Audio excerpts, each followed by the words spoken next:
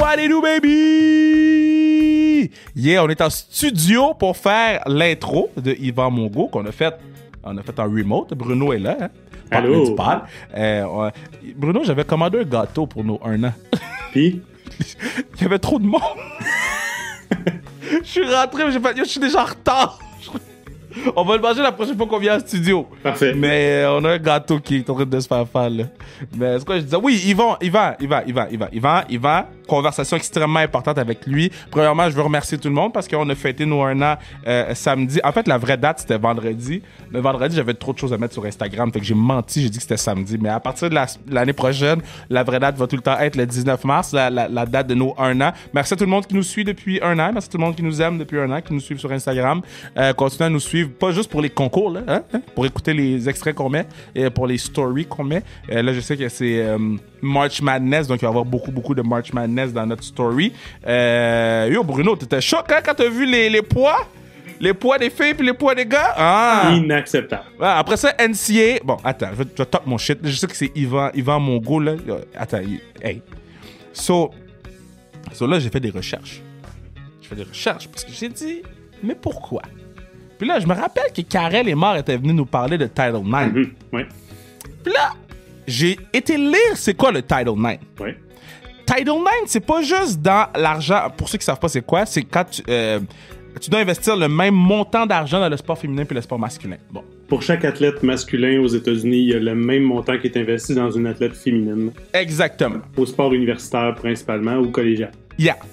Mais, j'espère que tu rentres bien dans le micro. Tu rentres bien dans le micro, hein? Non, j'ai comme mon petit micro. OK, fait que, mais ils vont t'entendre. Ouais, mal. Comme toujours. Mais c'est pas grave. OK, si je comprends bien ce que j'ai lu, c'est l'argent investi dans les gars et les filles, mais c'est aussi dans le facility. Mm-hmm. Fait que c'est supposé être... mettons, si les gars ils ont 8 machines pour faire des bras, le rameur, les filles doivent avoir 8 machines pour faire le rameur aussi. Je savais pas ça. Mais de ce que j'ai lu, c'est argent, facility, puis il y a une autre affaire que j'ai oublié que je voulais dire dans l'intro. Mais en tout cas, sur la NCAA, là, ceux qui payent pas les athlètes sont même pas capables de foutir respecter la loi qui t'écrit. Fuck NCAA, man. OK? Mais tu te souviens que Karel nous disait que la loi est venue... je pense la loi a été créée dans les années 70, si je me trompe pas, puis c'est début 2000 qu'elle a commencé à être comme... correctement appliqué. Ben, ouais. elle n'est pas appliquée, faut shit. Parce que là, moi, on va continuer à mettre plus de contenu sport féminin. On a nos pages, puis je vous conseille d'aller suivre Highlight Her sur Instagram. C'est une belle page à suivre. On Her Turf, belle page de sport féminin à suivre. ASPNW, une autre belle page. W Slam, une autre page de fun. Donc, allez suivre ces comptes-là de sport féminin. Puis nous, on va continuer à le mettre dans la story. Mais c'est inacceptable. Il faut continuer à partager. Il faut continuer à le mentionner. Puis il faudrait que ça s'en vienne ici, là. Hein? On peut-tu avoir les mêmes facilités, les gars puis les filles? God damn. Ça, c'est pas compliqué. Mais c'est qui book? Ça me semble que c'est pas compliqué, là. Si les gars s'entraînent à une place, les filles peuvent s'entraîner à la même place. Je sais pas si c'est parce que j'ai des pensées utopiques, là. Ben... I don't know, man. Un gym, c'est assez... Fuck, un gym. C'est un gym. Un gym. Au lieu de faire un dans ton panier, quand t'en achètes 2. La même chose. Mais tout ça pour dire qu'Yvan Mongo, qui est un homme exceptionnel. J'ai commenté un but d'Yvan Mongo. Je pense que quand on est en studio, les intros sont plus longues. Ça se peut-tu? Ça dérange pas. Les gens aiment ça, les intros. Oui. Ah ouais, les gens aiment ça, les intros. J'ai commenté...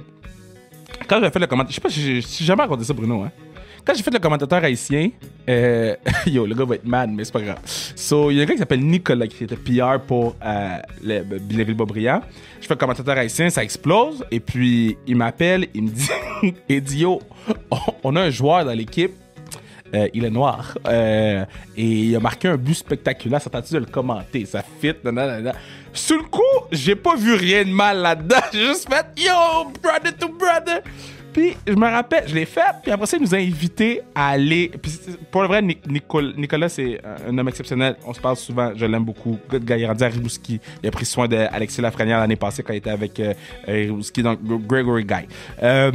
Puis Puis je sais qu'il écoute les pods, donc juste m'assurer que tout le monde sache que Nicolas Thibault, great guy. J'ai fait de la radio avec à CKVL quand on n'était pas payé. Puis que, bon, c'est great guy.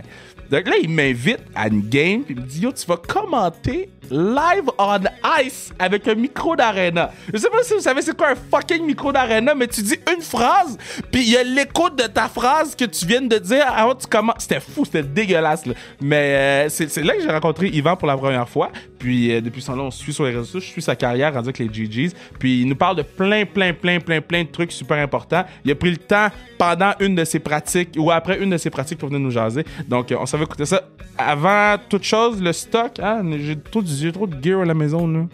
J'ai trop de gear. Allez, sondecarrière.ca, allez acheter le gear. Il faut vider ma maison, là. Parce qu'à un moment donné, j'aimerais ça mettre d'autres choses. J'ai des chandails sans restriction, j'ai des tucs sans restriction, des casquettes sans restriction. À un moment donné, là, on a des choses qui s'en viennent, éventuellement, qu'on a hâte d'annoncer. Mais faut acheter le gear. Zonecarrière.ca. Puis, on a-tu d'autres choses à plugger? Merci à Bruno du Pod, Mathieu Pourtus qui fait la musique. En fait, on demande ça à Mathieu de faire un autre beat? On pourrait le mettre pendant les mid-roll. À la fin. À la fin. On pourrait avoir notre beat d'intro, de mid-roll, puis de fin. Exact. Shit. Mathieu, on a besoin de nouveau. Il écoute toutes les pods, Mathieu, hein? Il écoute toutes. Meilleur homme. Meilleur homme! Great guy! Fait qu'allez suivre sur les réseaux sociaux, puis donnez-y du love à Mathieu, hein, parce que je sais qu'il travaille fort, puis il fait des vidéos, puis allez le suivre, puis donnez-y de l'amour, là. Puis c'est tout. Ça va écouter Yvan. Mon go. My man. Great guy. Bye. Je vais me trouver un micro pour la prochaine intro. C'est fucking drôle. C'est de ce que tu parles.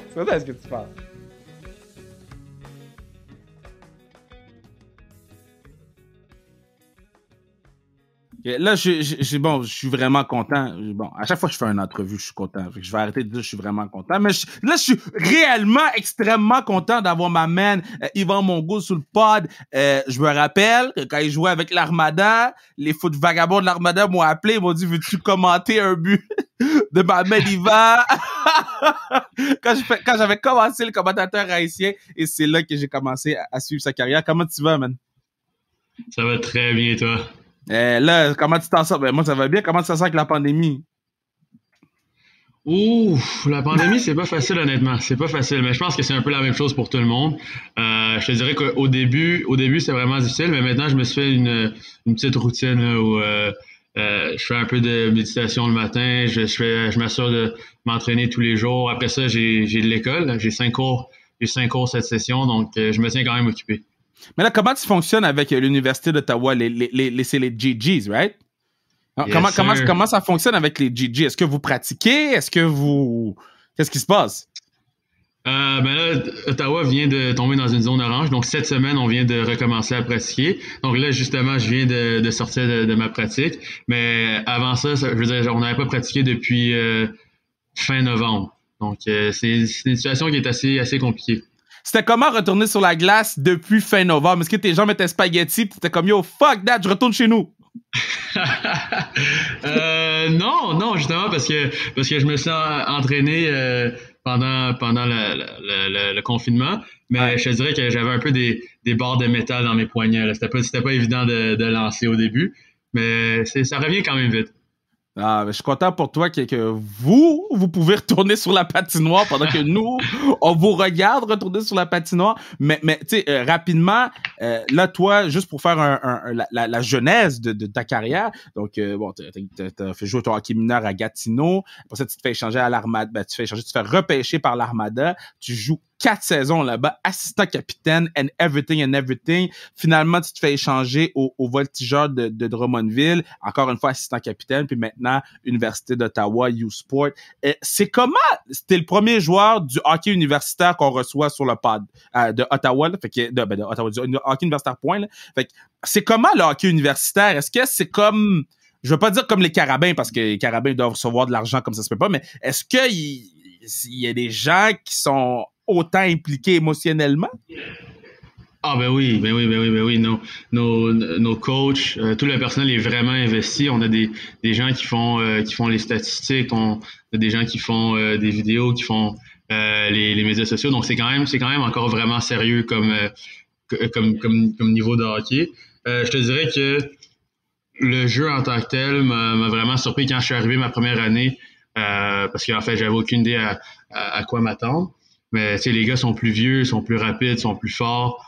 Je te dirais que c'est un jeu qui est un peu différent du junior parce qu'il y a un peu moins de finesse. Mais comme j'ai dit, je pense que c'est un niveau qui est vraiment plus relevé parce que justement, les gars sont plus rapides, plus forts. Puis ça a l'air de rien, mais c'est encore une excellente plateforme pour les gars qui veulent continuer après l'université puis aller jouer pro. Mais toi, comment tu fonctionnes? C'est quoi ton but avec ça? Est-ce que ton but, c'est d'aller un petit...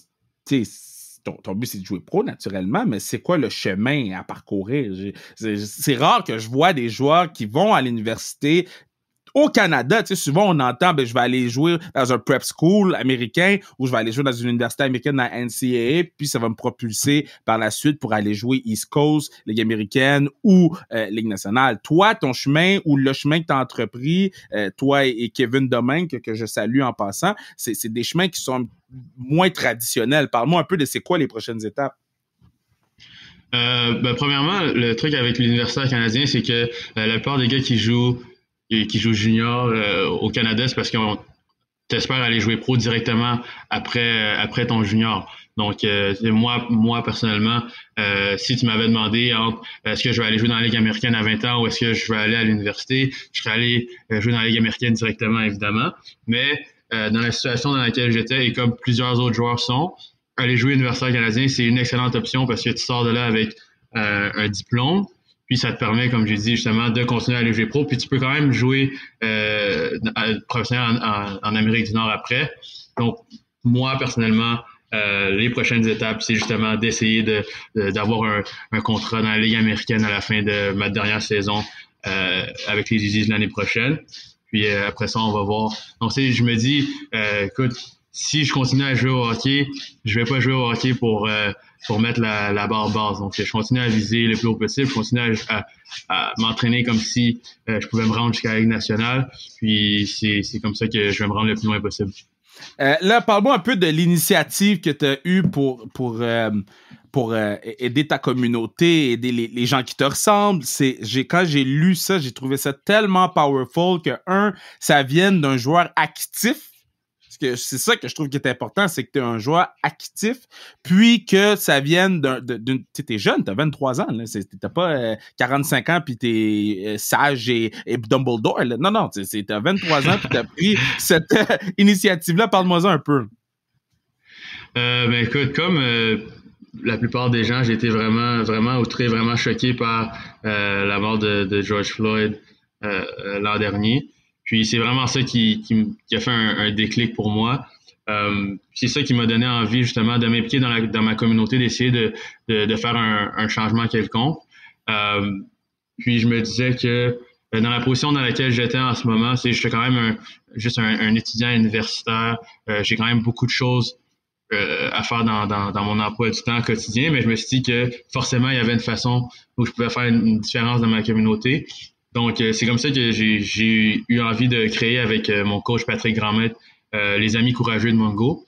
Donc, l'initiative, le but de l'initiative, c'est d'envoyer un message de positivité et d'espoir aux jeunes qui sont des minorités visibles et des joueurs et joueuses de hockey dans la région de Gatineau et Ottawa. Et surtout de leur faire comprendre que leur couleur de leur peau ou leur ethnicité devrait jamais leur faire sentir comme si c'est un obstacle qui va les empêcher de faire quoi que ce soit d'exceptionnel dans le hockey ou dans la vie de tous les jours. Donc, la façon dont je voulais procéder, c'était de recevoir des jeunes avant des matchs, d'avoir une conversation avec eux, leur partager mes expériences, les bonnes et les moins bonnes, et aussi qu'eux, ils puissent me partager les leurs, parce que je me dis que quand tu es avec quelqu'un qui te ressemble ou qui a vécu des situations semblables aux tiennes, peut-être quelqu'un que tu idolises en quelque sorte, je pense que ça peut être plus facile de t'ouvrir à cette personne-là que des fois les jeunes ont de la difficulté à parler à leurs parents ou à leurs frères et sœurs des événements troublants qu'ils ont vécu. Donc, c'est un peu comme ça que je me suis dit, bon, ça serait bien si on pouvait avoir juste une conversation, un peu comme toi et moi, on est en train d'avoir une conversation vraiment simple, puis je leur donnerais des conseils. Ça serait un peu un événement où à la fin, je leur donnerais des trucs signés. Puis j'avais l'intention de faire un gros événement avec tous les jeunes qui ont participé à la fin de la saison. Malheureusement, on n'a pas eu de saison cette année, mais j'ai vraiment hâte de pouvoir commencer. Ben, en premier lieu, la première chose que je veux faire, c'est te féliciter pour cette initiative-là. Je trouve ça tellement powerful. Puis je le dis publiquement, puis tu le sais, personnellement, tu le sais, mais je le dis publiquement pour que tout le monde comprenne que si tu as besoin de quoi que ce soit, tu me textes, tu m'appelles, je prends mon auto, je monte à Gatineau. C'est même pas un problème. T'as mon contact, tu me textes, puis je suis là. Maintenant, y a-tu une façon d'aider? Y a-tu une façon de faire des dons? Y a-tu quelqu'un qui écoute le podcast en ce moment qui est inspiré par ton initiative? Comment ça peut aider? Pour l'instant, c'est un peu compliqué parce que, comme j'ai dit, on n'a pas eu de saison, donc tout a été mis sur la glace. On n'a pas encore créé la plateforme pour les inscriptions, ainsi de suite. Donc, je te dirais que pour l'instant, j'ai pas vraiment de réponse à cette question-là. Par contre, je sais que éventuellement, j'aimerais aussi faire que ça se transforme un peu pour quelque chose dans les communautés qui sont un peu plus défavorisées. Donc, peut-être des dons d'équipement pour aider des jeunes à se lancer dans le hockey. Bon, pour l'instant, comme j'ai dit, j'ai pas l'intention de donner une adresse pour qu'on commence à envoyer des bâtons ou des patins, ainsi de suite. Mais je pense qu'éventuellement, ça serait bien si les gens pouvaient participer un peu, essayer. Il y a plein de gens qui ont des vieux bâtons à la maison qui s'en servent plus ou une paire de patins qui traînent. Mais pour un jeune qui aimerait jouer au hockey, qui est dans une situation difficile, ça n'a pas de prix justement d'avoir cette paire de patins-là ou d'avoir ce bâton-là qui lui permettrait de jouer au hockey. Donc, éventuellement, je pense que c'est quelque chose que j'aimerais faire, mais bon, pour l'instant, on va être patient. Ben, la première chose qu'on va commencer par faire, là, c'est... puis là, je pense à voix haute parce que je veux t'aider, puis je trouve tellement exceptionnel ce que tu fais dans la communauté. Si c'est ton but, on va le faire arriver, puis on va parler aux bonnes personnes pour que ça arrive. Puis la deuxième chose que je veux faire tout de suite, c'est te dire que deuxième semaine de août, si tu es disponible, si vous n'êtes pas en camp d'entraînement avec l'université ou n'importe où que tu vas, ben nous autres, ça va nous faire plaisir de t'accueillir à la Classique KR pour que tu puisses, jouer avec les pros where you fucking belong, mais par la suite, juste porter ton message qui est tellement positif puis tellement beau. Je te dis, je suis vraiment impressionné par ce que tu fais. Donc, je te le lance tout de suite. Si tu veux venir jouer puis venir porter un message de positivité à la Classique KR, on va te prendre. Écoute, je vais être là. Marque ça dans ton calendrier, marque ça dans ton téléphone. Je vais être présent à la Classique KR 2021. Damn right! Damn fucking right!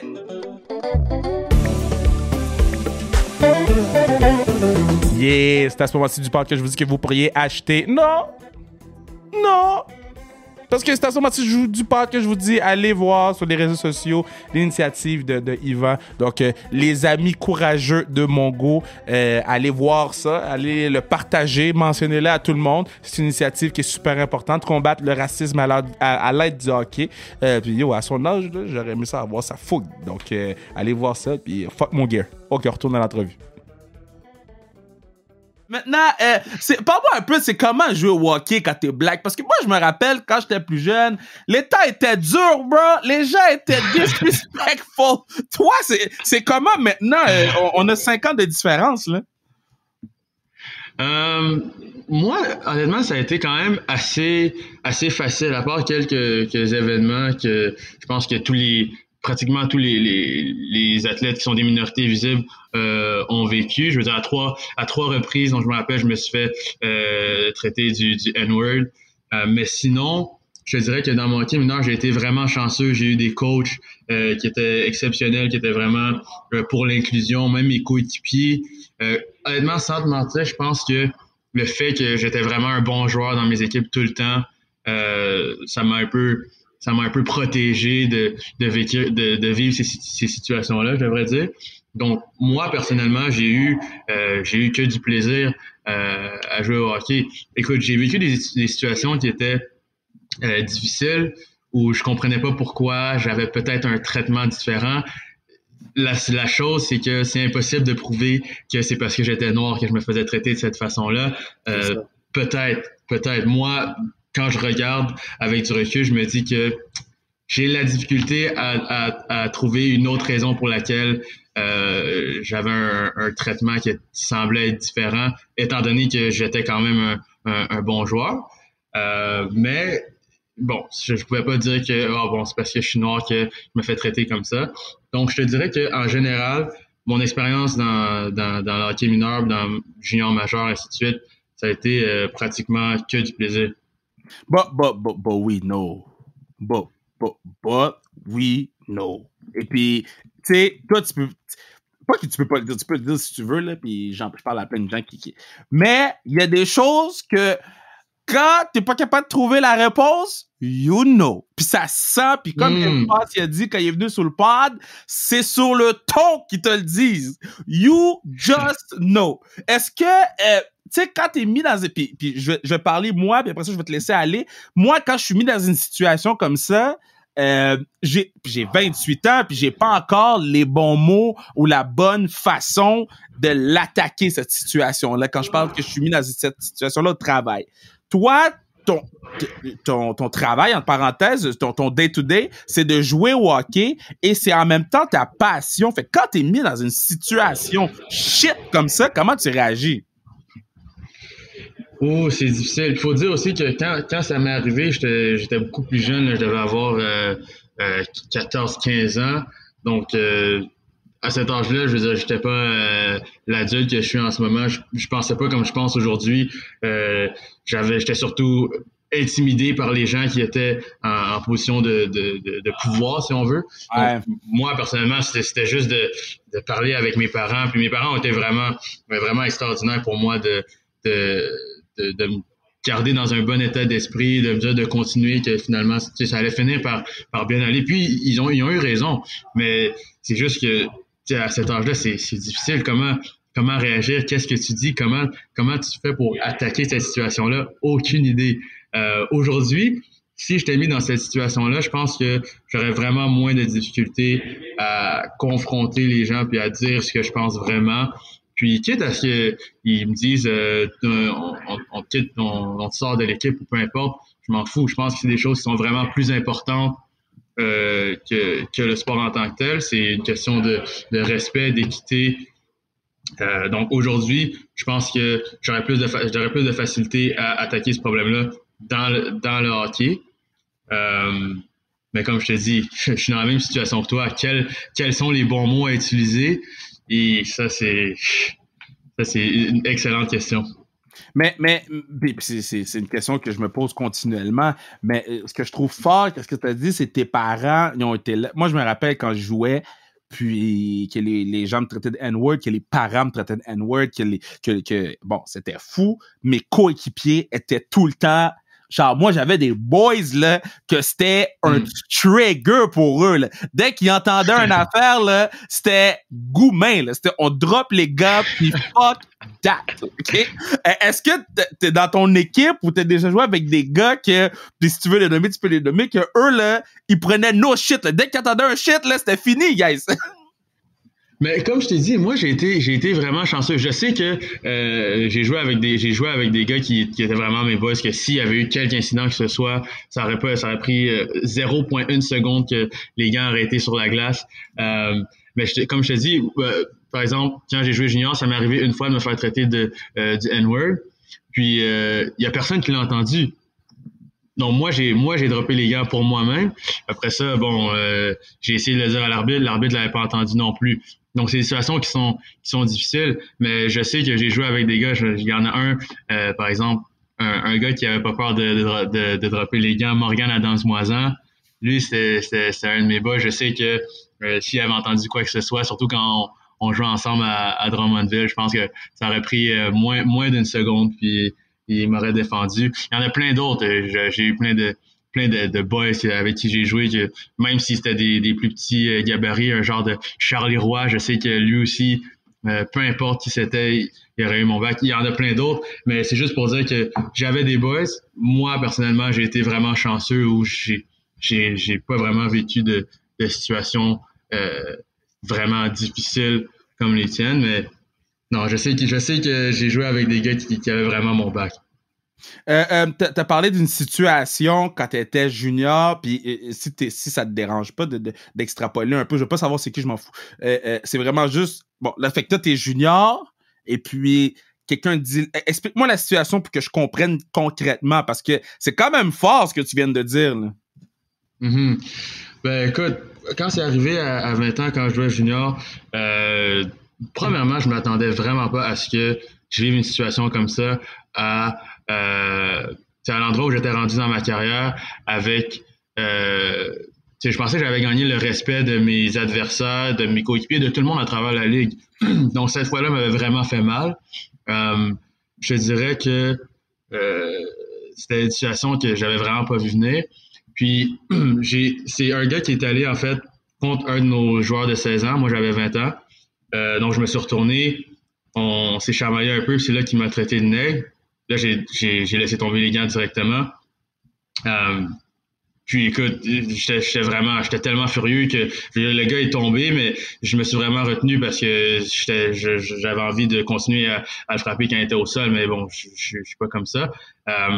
Mais écoute, c'est une situation qui était complètement inacceptable, qui m'a vraiment troublé à ce moment-là. Mais j'ai été quand même content de la réaction de la Ligue après parce qu'ils ont vraiment essayé de prendre des actions contre ce joueur-là. Malheureusement, comme j'ai dit, l'arbitre l'avait pas entendu, donc essentiellement, c'était ma parole contre la sienne. Mais je sais que son équipe en tant que telle lui a fait subir des sanctions quelconques. Mais c'est quand même terrible. Là, t'as dû dropper les gants. Là, tu droppes les gants, puis après ça. Mais je suis content que tu me dis que la Ligue ont essayé de faire quelque chose, que les équipes en tant que telles ont essayé de faire quelque chose.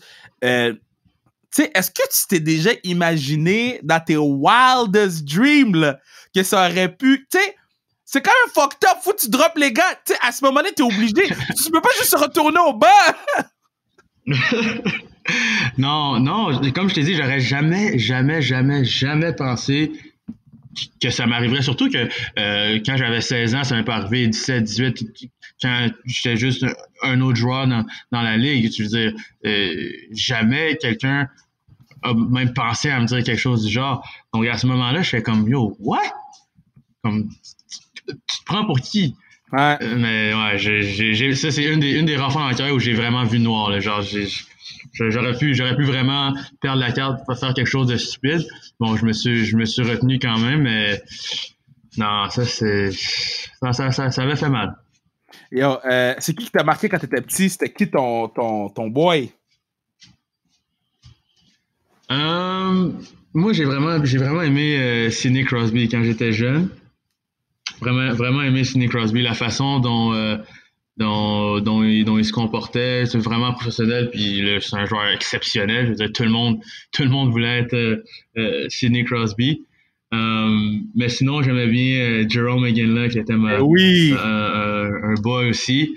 Mais c'est difficile quand tu y penses. Quand je prends un peu de recul, je me dis, j'aurais aimé ça avoir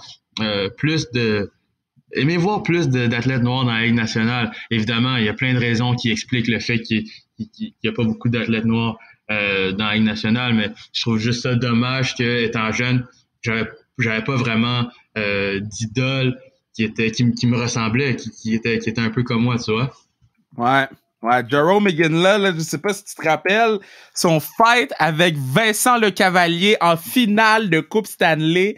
Si tu l'as pas vu, c'est un des trucs qui m'a marqué. Les deux capitaines qui drop, les deux sont pleins de sang. Tu sais, j'étais comme, yo, ça, c'est nice. Est-ce que t'es dans le milieu de hockey, puis avant que je te pose la question, raconte-moi un peu l'affaire de Kevin Domingue puis Drew Doughty, parce que moi, raconte-moi comment toi tu l'as vécu, puis comment t'as su cette histoire-là, parce que quand j'ai vu la photo, Kevin Domingue c'est son coéquipier, quand j'ai vu la photo, moi j'ai pop, là.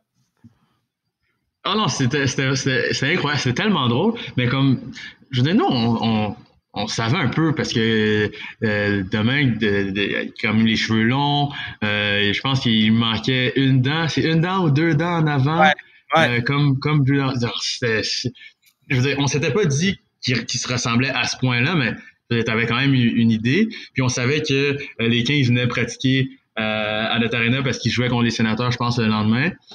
Mais je veux dire, non, moi, par exemple, j'avais pas le temps d'aller voir la pratique parce que je pense que j'avais un cours. Mais personne savait que qu'il allait prendre une photo comme ça, puis c'était vraiment des doppelgangers, c'était incroyable.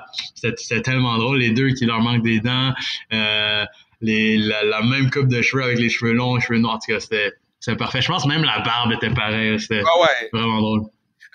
On va poster la photo sur l'Instagram de sa restriction quand ton pod va passer. Ouais, c'est ça. Y a-t-il un athlète que t'as rencontré qui t'était un peu genre, oh shit, tu starstruck là en ce moment?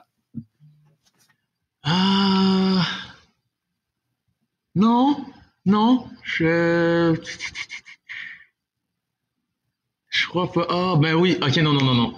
L'an dernier, les Avalanches du Colorado sont venus pratiquer à notre arena. Okay. Puis j'ai vu Nathan MacKinnon pratiquer. Ça m'a. J'étais vraiment genre wow. C'est un autre niveau. Comme, tu sais, je sais à quel point il est dominant dans la Ligue nationale, mais de le voir pratiquer, de voir à quel point il est rapide, à quel point son lancer est précis, son lancer est puissant, c'est comme ok. C'est vraiment comme quand je l'ai vu de mes propres yeux, j'ai compris comment il faisait 100 points dans la Ligue nationale. OK, mais c'est qui le meilleur joueur dans la Ligue nationale selon toi en ce moment? C'est une discussion qu'on a eue à Dave Morissette, son show hier soir. Là, on est le 19 février pour se situer parce que nous, on tape naturellement, comme je dis tout le temps, un mois et demi d'avance. Mais on avait la discussion Crosby ou bien McDavid. Puis tout le long que les gens parlaient, j'ai dit, vous savez pas c'est qui Nathan MacKinnon, guys? C'est qui le meilleur joueur pour toi de la Ligue nationale?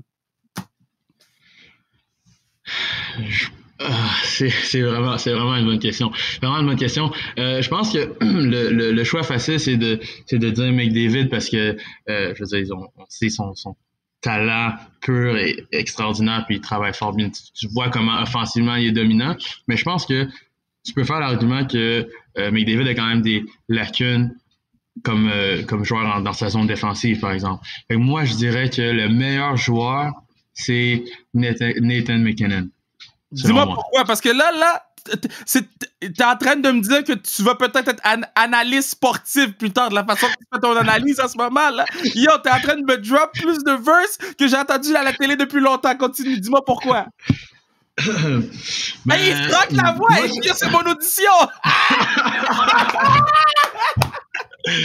Non, je suis en train de jouer mes cartes comme il faut ici, là. Yo, damn! Mais non, je pense que Nathan MacKinnon, un joueur qui est extrêmement explosif, son lancer, ses mains, sa vision du jeu, il est capable de tout faire sur la glace. Je pense qu'il y a aussi des bonnes qualités de leader où tu vois qu'il a quand même amené son équipe à un autre niveau dans les deux, même 3 dernières années.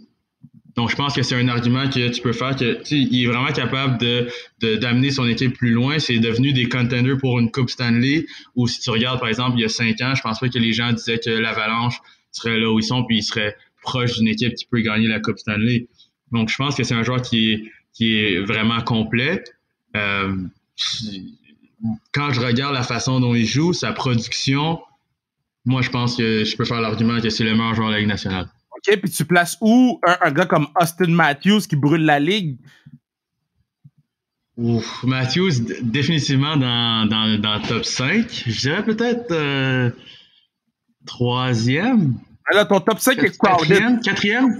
Ouais, c'est top. 4e. Je pense 4e. Puis, parce que je mets quand même McDavid, Crosby. Après Matthews. Ovechkin est où? Ovechkin, c'est encore un des je pense top 3 meilleurs marqueurs parce que maintenant t'as Pastrnak qui commence aussi à faire un argument comme meilleur marqueur de la Ligue nationale. Après ça t'as Matthews. Je dirais que Ovechkin reste quand même dans le top 10. Mais si, je veux dire, il vieillit un peu, il ralentit un peu quand tu regardes son jeu au complet, mais tu peux pas nier que ça reste top 3 des meilleurs marqueurs de la Ligue nationale en ce moment. Donc, je mettrais quand même Ovechkin dans mon top 10. Est-ce que... puis ça, c'est une question que c'est hier soir. J'écoutais ma girl Mélodie Daou parler, puis elle me encensait Austin Matthews puis Mitch Marner. Demain matin, je te dis, Yvan, t'es GM d'un club, tu peux prendre un des deux. Tu prends qui? Oh my God. Mais yo, viens pas sur le podcast pour que je te pose des questions faciles. Tu peux aller sur les autres podcasts pour ça. Aïe, ça c'est une excellente question. Je prends Austin Matthews.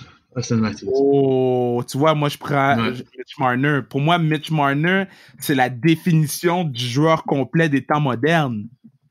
Tu comprends? Pour moi, Mitch Marner, il peut jouer à des avantages numériques, 5 contre 5.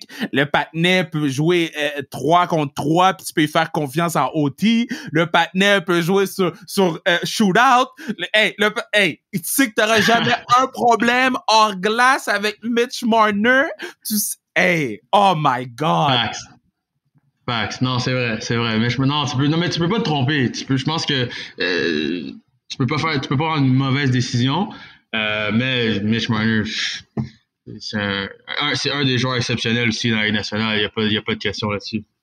On pose souvent la question, si tu pouvais... Mais en fait, c'est pas si tu pouvais. C'est moi qui décide. So, tu joues un pick-up game, puis après ça, tu die. Tu disappear.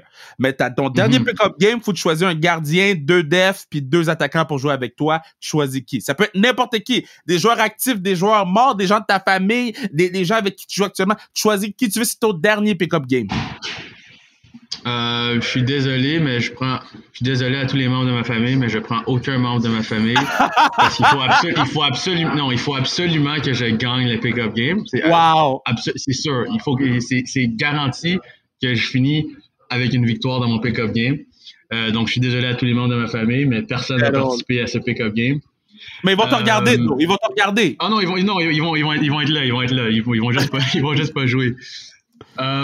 Comme gardien, je prends Carey Price. Oh, pourquoi? Ouais, c'est un de mes... En fait, moi, je suis un fan des Canadiens de Montréal. C'est un de mes gardiens préférés. J'aime sa confiance devant le filet, sa prestance. Moi, j'ai vraiment confiance en lui. Je pense que c'est mon gardien numéro 1. C'est le gardien que je prends pour mon pick-up game. OK. Après, je prends Piquet Subban parce que j'ai quand même besoin d'un frère dans l'équipe. Je pensais que t'allais dire j'ai besoin d'un pop mover, mais le frère aussi ça marche, c'est correct. Non, je vais quand même prendre un frère dans l'équipe, donc je prends Piquet Subban à la défense. Après, je pense que je vais aller avec juste des joueurs actifs. Je vais prendre Victor Hedman. OK. Après, là, il me reste 2 attaquants et moi, ou je prends 3 attaquants? Non, il te reste 2 attaquants et toi, là. Faut que tu joues. OK. Après. Tu vas bench la journée que tu vas die. OK, je prends Patrick Kane et Connor McDavid. Oh, OK, toi, tu veux juste pas perdre ou juste pas toucher la rondelle? Un des deux. Non, moi, ça me dérange. Moi, j'ai dit, je gagne le pick-up game. C'est très drôle, ça. Mais c'est ça, fait que dans le fond, t'as dit Patrick Kane en premier, ça doit être Patrick Kane, ton joueur, toute étoile à toile. Ouais, c'est mon joueur préféré. C'est le joueur que j'aime le plus regarder jouer. Je pense que c'est vraiment un magicien avec la rondelle. C'est quelque chose que j'admets vraiment dans son jeu parce que, comme moi, c'est pas un gars qui est très gros, mais les adversaires ont quand même peur de lui parce qu'ils savent à quel point il est dangereux. C'est vraiment un joueur que j'adore regarder jouer. Mais man, je veux te remercier d'avoir pris le temps de venir sur le pod. Ton histoire est exceptionnelle. J'ai hâte de jouer à... Yo, c'est quoi? C'est un party? Il y a un party chez vous? Tu brises les règles? C'est qui parle pendant que tu closes? Non, c'est parce que je suis à l'Arena, il y a des gens qui passent... OK. Je pensais que tu faisais un party pendant... Ah, mais vous êtes zone orange, vous êtes bon. Zone orange, vous êtes bon. Moi, je suis à Ottawa ici, il n'y a pas de problème. Ah, c'est vrai, j'avais oublié. Yo, Ottawa, là, tout le monde dit que c'est la ville la plus plate, mais c'est la ville la moins plate en ce moment, goddamn. Mais, je pense que tout le monde voudrait être à Ottawa en ce moment. Pour 2 jours. Ouais. Pour le temps de faire on va le prendre. Mais on va prendre la fin de semaine. Ah, je suis d'accord avec toi, mais je veux te remercier de venir sur le pod, t'encourager à continuer à pousser, t'encourager à continuer à être un agent de changement comme que t'es, puis c'est vraiment, comme je te disais, inspirant, c'est positif, puis on a besoin de plus de gens comme toi, puis j'ai hâte d'être avec toi sur la patinoire, que ce soit dans mon équipe ou dans l'équipe de Dookie, mais d'être avec toi sur la patinoire à la Classique car, puis tu sais quoi, ça va faire un brother de plus à la Classique, ça va monter le pourcentage, puis ça c'est bon pour tout le monde. Yes, merci beaucoup de m'avoir reçu, mon vieux.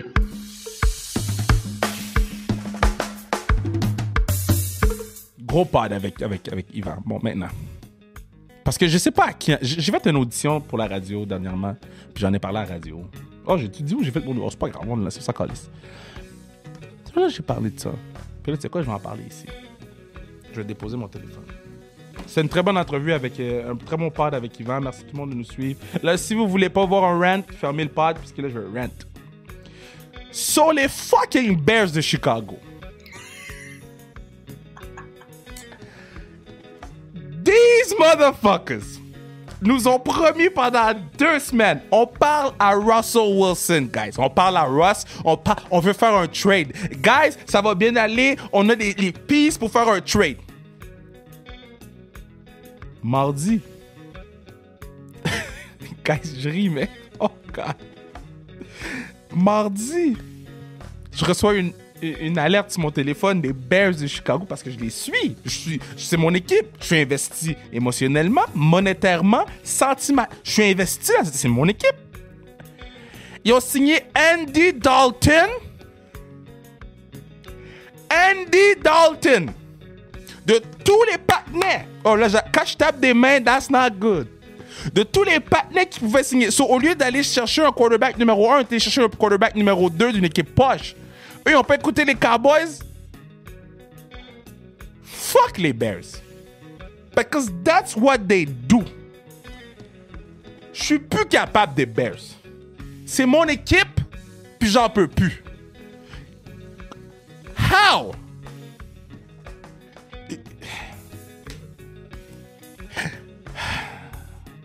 Là, ils ont laissé partir Kyle Fuller. Leur meilleur joueur défensif, là, ils l'ont laissé partir. Aller signer ailleurs. Non, excuse-moi, ils ont release le patinet. Parce que le patinet demandait trop d'argent. God damn, faut sûr qu'il demande trop d'argent, c'est ton meilleur joueur défensif. Fait que là, ils ont franchise tag. Là, ceux qui haïssent le football, my bad. Là. Ils ont franchise tag Robinson. Robinson, il a dit qu'il signe pas le contrat. Oh, well. Ça va bien. Le coach qu'ils ont engagé voulait pas coacher Trubin's shit. Il est pourri. Un des pires coachs de la ligue. Après ça, Pace, le GM, je sais même pas s'il est capable de compter jusqu'à 4. 1, 2, 8 dans sa tête. So là, on n'a pas de coach, on n'a pas de GM, on n'a pas de quarterback, on n'a plus de défensive. Et il nous reste quoi? Je vais changer d'équipe. Bruno, tu me trouveras une autre équipe. Mais I'm done. Les Eagles. Fuck les Eagles! Eux sont pires. Parce que les Eagles ont fait exprès pour perdre ça. On n'a pas encore fait ça. C'est mon équipe, ça. T'es-tu les Eagles pour vrai? Ouais. Pire fan de la ligue. Les Eagles ont fait exprès pour perdre. Je peux pas aimer les Eagles. Mais tout ça pour dire. Guys, en date du 20 mars, je suis officiellement, en date du 20 mars, off le fandom des Bears. Les Cards? J.J. Watts? I don't know, man. Les Cards, c'est une bonne équipe, though. Cards, c'est une bonne équipe. Black quarterback, tout un plus. Mm-hmm. Cards. Hopkins, Fitzgerald, J.J. Watt, Chandler. Mais en même temps, les Cards, c'est loin, Arizona, pour aller voir des games, là. Je pense que tu vas rester fan des Bears. Mais regarde, en date du 20, je suis off. En date du 20, je suis off. Bullshit. Non, je suis off. J'ai fait les unfollow sur Instagram. Non, mais ils ont mis une photo, Bruno. Ils ont mis une photo. Puis un autre fan des Bears, c'est Daniel Walcott, là, qui est venu sur le pod, gros fan des Bears. Bruno, ils ont mis une photo. Ils ont mis une photo qui me demandait que je les unfollow. Regarde le post qu'ils ont mis, Bruno. Ils ont mis une photo d'Andy Dalton et puis ils ont mis welcome, welcome, welcome. Yo, fuck les Bears. Les Bears. J'en peux plus. C'est bon, j'ai fini. Fini le run. Oh, God. Tu vois, là, ils ont mis... Attends! Ils ont mis un... Je vais les unfollow.